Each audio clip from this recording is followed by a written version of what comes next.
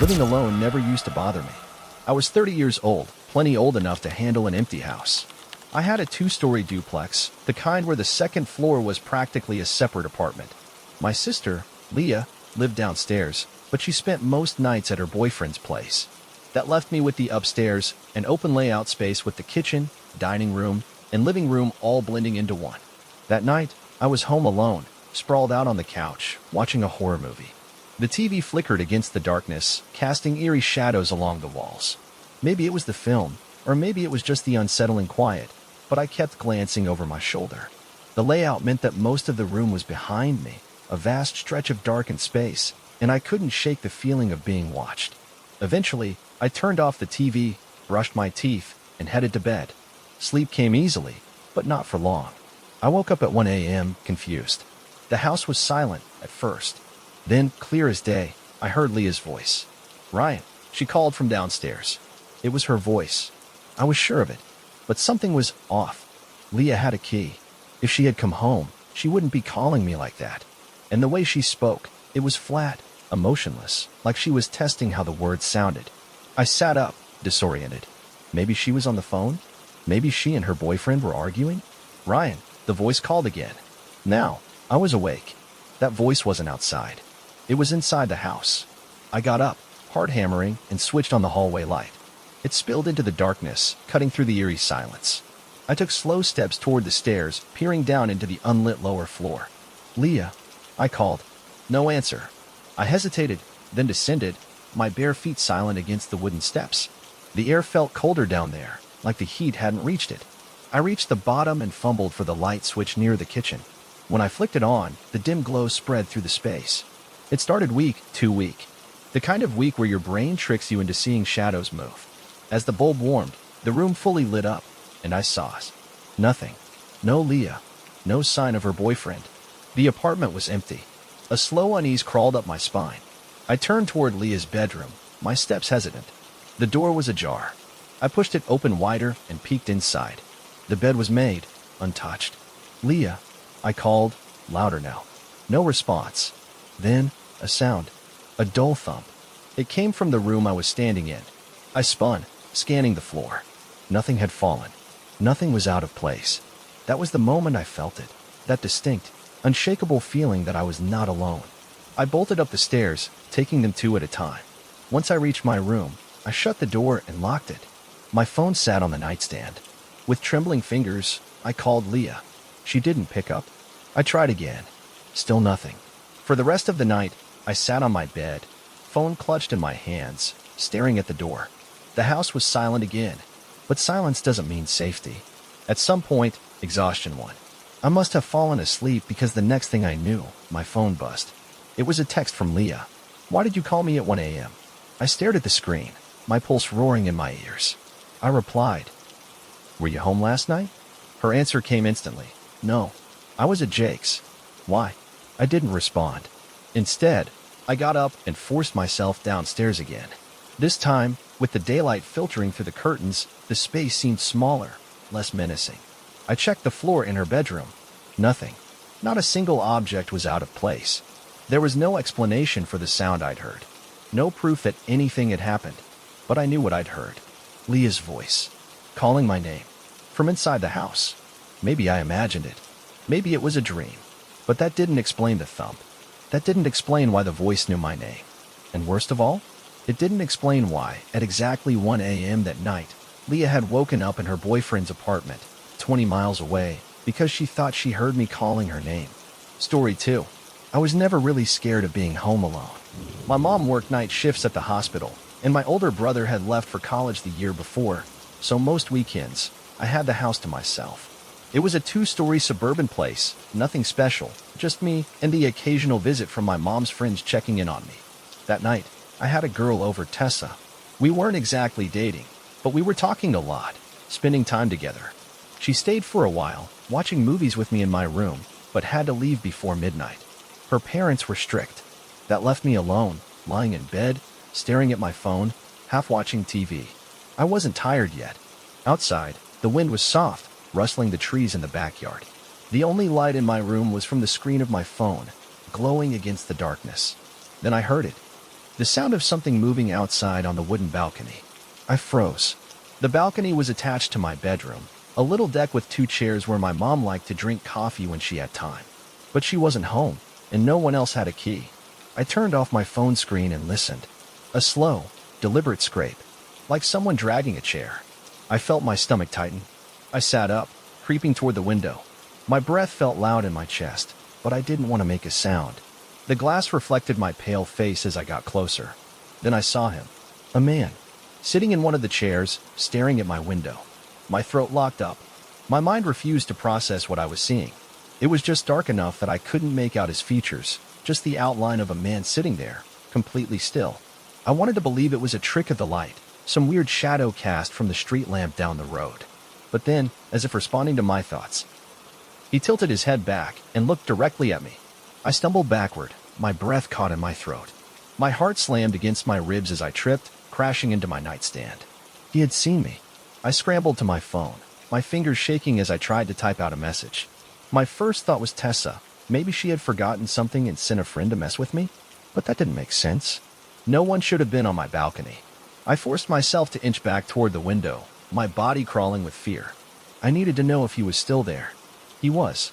But now he was standing, closer to the glass, just watching. My breath hitched. He hadn't knocked, hadn't tried to open the door, just stood there, his head slightly tilted, like he was studying me. Then, his shoulders began to shake. At first, I thought he was shivering. But then I saw the way his head jerked, his chest convulsing. He was laughing. Silent, body-racking laughter. I couldn't hear it, but I could see it. I grabbed my phone and forced myself to dial 911. My voice barely coming out as I whispered into the receiver. "There's a man on my balcony." The dispatcher kept her voice calm, asking questions, but I barely heard her. I only heard the faint tap, tap, tap on the glass. I looked. He had pressed his hands against the window now, long fingers splayed wide. Then, slowly, deliberately, he waved at me. A slow, taunting wave. I bolted. I ran out of my room, slamming the door behind me, racing down the stairs. The police were on their way, but I wasn't waiting. I crouched in the hallway, pressing myself against the wall, listening for any sound of movement upstairs. Then, the doorknob jiggled. My stomach flipped. The balcony door was locked. It was always locked, but I heard the soft rattle of it being tested. Then silence. I covered my mouth, forcing myself not to breathe too loud. The dispatcher was still talking, but I couldn't focus on her words. A creak. Footsteps. Inside. The realization hit me like a sledgehammer. He had gotten in. I squeezed my eyes shut, willing myself to disappear. My heartbeat thundered in my ears. The footsteps were slow, deliberate, moving toward the stairs. I heard the first step creak, then the second, then the sirens. Bright red and blue lights flashed through the windows as the sound of car doors slamming filled the night. The footsteps stopped. I didn't move. I barely breathed. Then a rush of movement. Footsteps pounding back up the stairs. A crash. Glass shattering. The police were inside seconds later, shouting, clearing the house. By the time they reached my room, the balcony door was wide open. The man was gone. They searched the yard, the street, the entire block. No sign of him. Nothing was taken. There were no signs of forced entry. Except for the shattered balcony door, it was as if he had never been there at all. The officers kept asking me the same thing. "Are you sure he wasn't someone you knew?" But I wasn't. Because the next morning, when I finally worked up the courage to step onto the balcony, one of the chairs was still there. And on it, neatly folded, was a shirt I had never seen before. Just sitting there, waiting. Story 3. I was 10 years old when it happened. Looking back, I realized just how lucky I was to make it through that night. It was a Friday, the kind of night where everything felt normal until it didn't. My older brother, Sean, was 14, and my little sister, Emily, was 5. That night, Sean had gone out with his friends, leaving me, Emily, and my parents at home. We had just finished dinner when the phone rang. My mom answered it in the kitchen, and within seconds, her face drained of color. She let out this awful, choked sound, like she was trying to speak but couldn't. "What is it?" my dad asked, standing up from the table. My mom clutched the phone with both hands. "Sean, he's at the hospital." My stomach turned to ice. Sean had been hit by a car. The hospital staff told my mom he had a broken leg, maybe worse. She started crying, grabbing her coat. My dad quickly took control, bundling Emily into her jacket and looking at me. "Can you stay here?" he asked. I was 10. I should have been scared, but all I could think about was Sean. I nodded. "Yeah, I'll be fine." Dad gave me a quick hug before rushing out the door with Mom and Emily. The house felt different the moment the door shut behind them. Still, I told myself everything was fine. Sean was hurt, but he'd be okay. I went back to my room, turned on my PlayStation, and tried to distract myself with a Star Wars game. It worked for a while. Then I heard it. The front door. It creaked open slowly, just enough to make a sound. I froze, controller slipping from my hands. My parents wouldn't be back yet. They'd only just left. Maybe Sean had come home. Maybe his friends had brought him back instead of the hospital. I muted the game, waiting for familiar voices. Nothing. The hair on the back of my neck stood up. I knew, deep in my bones, that whoever had opened that door wasn't supposed to be here. I slid off my bed, creeping toward my bedroom door. I didn't open it. Instead, I pressed my ear against the wood. Soft footsteps. Multiple people. They weren't talking. I barely breathed as I moved toward the banister that overlooked the living room.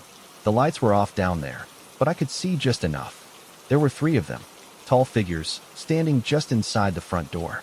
I was frozen in place, my fingers digging into the wooden railing. My body screamed at me to move, to hide, but I was too terrified to do anything but stare. Then, one of them turned his head.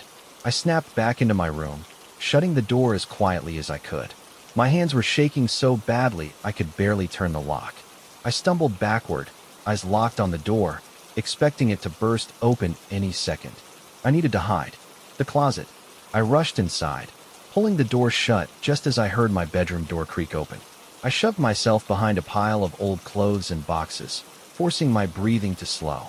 The footsteps entered my room. I could hear them. 1, maybe 2 of them, walking slowly, as if they were listening. Then, the worst sound of all, the closet door handle turning. My lungs locked. The door didn't open all the way, just a few inches. I could see through the crack between the coats hanging in front of me.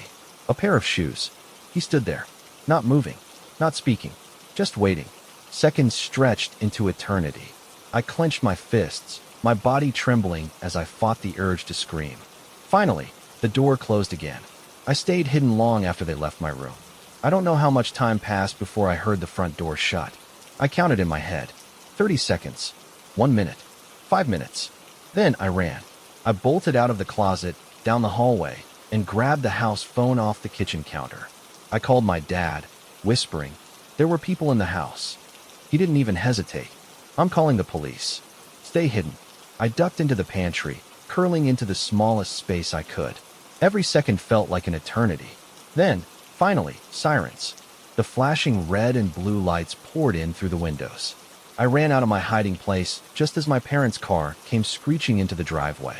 The police searched the house, but the men were long gone. Nothing was stolen. No doors were broken. It was like they had never been there. But they had been. I knew because, when I finally worked up the courage to go back into my room, I noticed something I hadn't before. On my bed, in the place where I had been sitting just an hour before, the blankets had been pulled back, like someone had been lying there, waiting.